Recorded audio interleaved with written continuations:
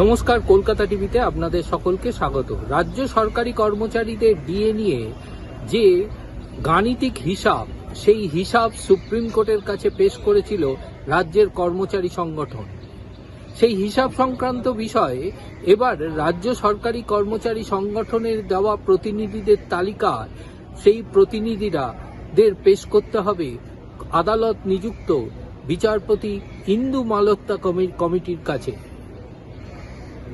রাজ্য সরকারি কর্মচারীদের সংগঠনের পক্ষ থেকে যে সমস্ত প্রতিনিধিদের নাম সুপ্রিম কোর্টে জমা পড়েছে, সেই প্রতিনিধিদের তালিকা কে সম্মতি অর্থাৎ অনুমোদন দিয়েছে সুপ্রিম কোর্ট।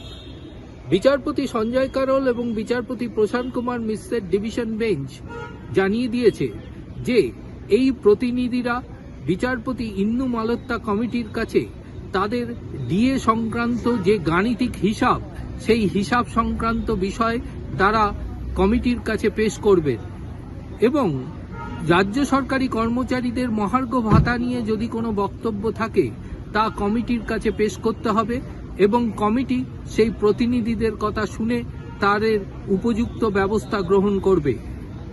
8 সপ্তাহ পরে বিচারপতি ইন্দু মালহোত্রার কমিটিকে একটি রিপোর্ট জমা করতে হবে সুপ্রিম কোর্টে।